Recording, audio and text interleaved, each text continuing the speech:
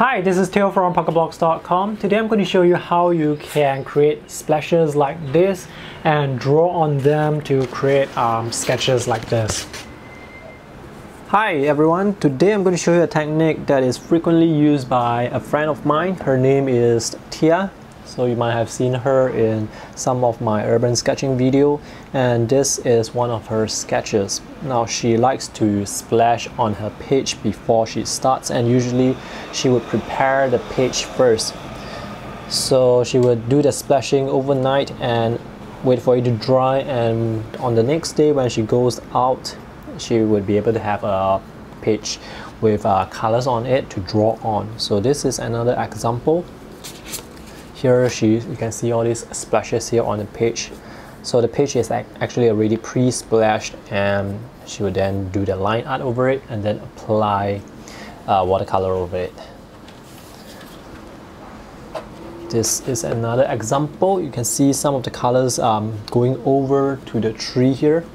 It doesn't matter if the color goes over the tree, it still looks pretty nice. And with some of the splashes, you can get really very interesting textures. Like here, there's quite a lot of background. I'm not sure if she uses any salt, but this is quite textural here. And also here you can see all the marks made by the splashes.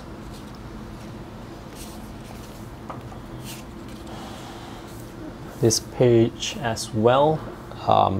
In addition to the splashes, they also have the splotches like this, which is pretty nice. Later on I will try and replicate this.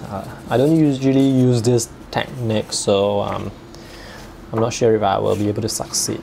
Here you can see some blotches over the washes behind. Before I start the demo, let me show you the reference photo I will be using today. This is a photo of a castle. There is foreground here made up of trees and plants.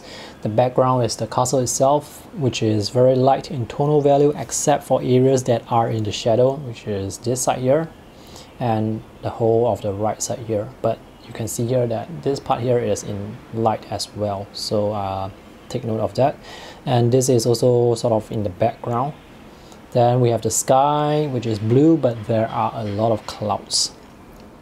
With the reference photo in mind, I'm going to use lighter colors like yellow, oranges, and red. Red is quite intense, so I'm going to add a lot of water. I want to use lighter colors because just now in the reference photo, the castle is in sunlight, so I don't want any dark colors except for the shadow areas. I've already pre-mixed some of the colors, so I'm just going to use these colors here and splash onto the page. You can sort of control the direction of the splashes.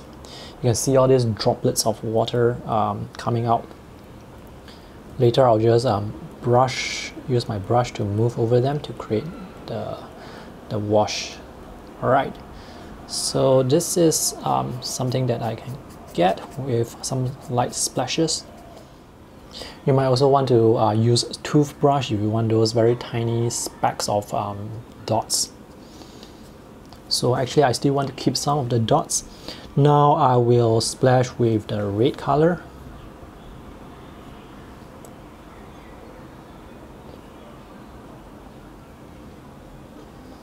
You can see as the paint touches the wet areas, they sort of bleed. This is some sort of wet on wet effect. And for these areas here, I might want to go in and touch up with some red just to charge in the colors so that they will appear, I would say, less distracting. So it appears that the colors blend together quite well. This you can use wet on wet techniques for that. But you have to do this when the wash is still wet. So I can add in some red here as well. And some here as well. So for this part, perhaps I want to use my brush to quickly just create some marks like that. And perhaps here as well. Okay, I shall leave this as it is and wait for this to dry. Some of the dots here, they are actually very, how should I say it?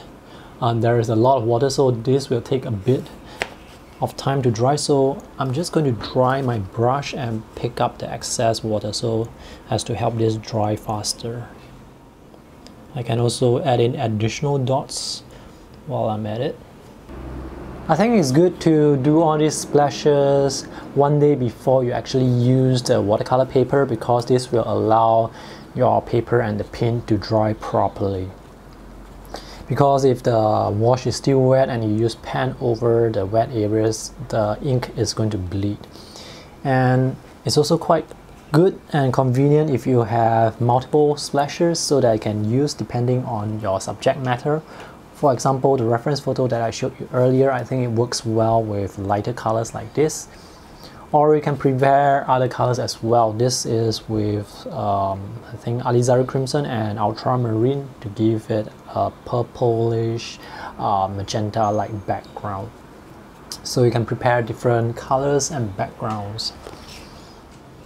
I will be using a Uniball Gel Impact pen today, because the ink dries almost instantly and the lines are very dark so that it can be captured on the camera. I'm going to start from this edge here and move up here. There are some plants here, so I'm just going to basically scribble the plants.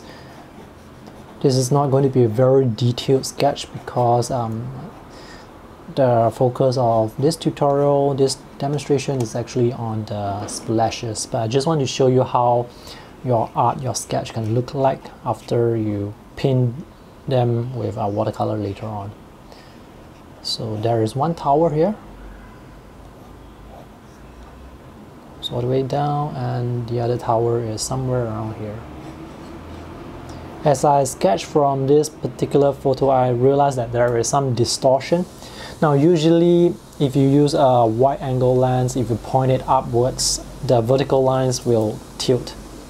So in this particular case, it seems like the lines are tilting inwards. So you can see that this tower here, the lines are not exactly vertical, they are tilting towards the right side, and the vertical lines on this side here are tilting towards the left side.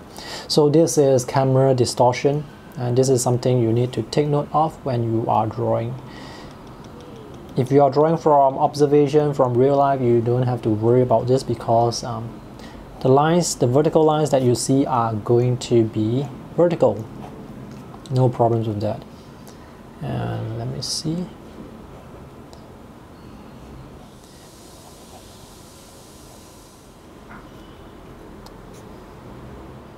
Alright, this is the completed sketch. I drew it very fast. I ran out of space here, so I cannot see the top of the tower here. And alright, I think the ink is almost dry, so I'm just going to use my watercolor to color in the shadow areas, the foliage, and the sky. So for the shadows, I'm just going to mix ultramarine with burnt sienna. So this part here is some parts of this small towers, they are in shadow as well. So let me look at the reference photo and just try and replicate that. The windows will be dark. This is a bit dark. Doesn't matter. I added some, I think, a cool red to the ultramarine, so I can get a purple-like color. And this part here is in light, so I want to keep it as that. Now I'm going to wait for this to dry before I use green here. If not, the green color is going to fade into the castle. This is phthalo blue. Perhaps I want to mix it with a bit of the cool red earlier to make the phthalo blue not as bright. And now let me color this part here. Phthalo blue is transparent, so as it glazes over the wash below, you can see some of the colors, they start to turn a bit greenish. This part here is wet, so I have to be very careful. Let me just put it here instead. Remember, the sky is actually has a lot of clouds, so I don't want to use too much blue. I want to leave some white. So I mix some of this. I'm not sure what this color is exactly. Anyway, let me just mix it so that it's not too bright. Okay, let me leave this piece to dry. Later on, I will add in additional shadow areas to perhaps the windows, especially these 3 windows and the windows here, to make them darker, close to black, and also shadow areas for the plants here, this area here, because this some of these plants are in shadow and almost the shadow areas are almost close to black. You can see here, almost black in color. For the shadow areas in the foliage, I will be using phthalo green, and the cool red. This will give me a very dark green. I'm not going to mix it completely. I'm going to let it mix on the paper itself. So you can see the contrast between the light green and the dark green. It gives it some variety. I want to use Payne's Gray for the windows here. Just now, oops, be careful not to touch your paper when it's still wet. I think the plants here in the foreground are still a bit too bright perhaps. I want to use the brush to perhaps add some little detail just to give it a bit more variation.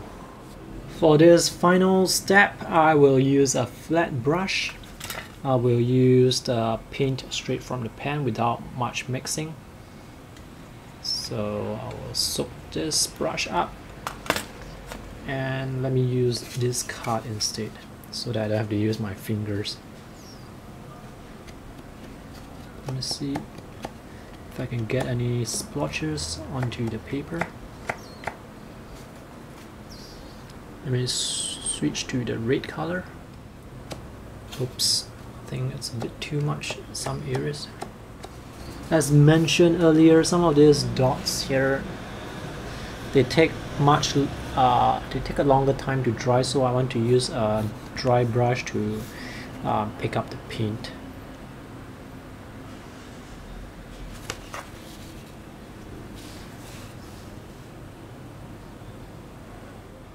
So this is the final sketch. I like how the washes and the splashes, how they make the sketch appear more lively. All these specks of colors here, they give visual interest, as well as the random spots of white areas. They are very interesting. And here you see this area here, even though I went over with a shadow layer, you can still see the colors of the splashes beneath, and it's really quite nice. Same thing for the clouds here. I went over the splashes with the blue, but you can still see the colors beneath showing through, so it's quite beautiful. This is actually just one of the 2 sketches that I drew today. The other one is here. For this particular sketch, I splashed with cobalt blue and a cool red, so I have this purple like color. Then I drew over with pen and ink and went over with watercolor, but I skipped the last step of adding more splashes on it. So this is how it looks. I'm not sure which one looks better. I'm not sure which one I prefer. Actually, I like both of it. Except perhaps I think this one has more contrast because this is light against dark. This wash here is actually quite dark on it by itself. So just now I mentioned that you can create additional splashes. So depending on your subject matter, you can choose which color you want to use. This is quite an easy technique that you can try on your own. And I think that's all for my demonstration today. If you have any questions, feel free to post them in the comment section just below this video. I will also post a link to where you can find a high resolution scan image of these 2 sketches so that you can check them out in higher detail. That's all. See you in the next video, and remember to subscribe to my YouTube channel if you haven't done so for more sketching tips, tutorial, art product reviews. Bye!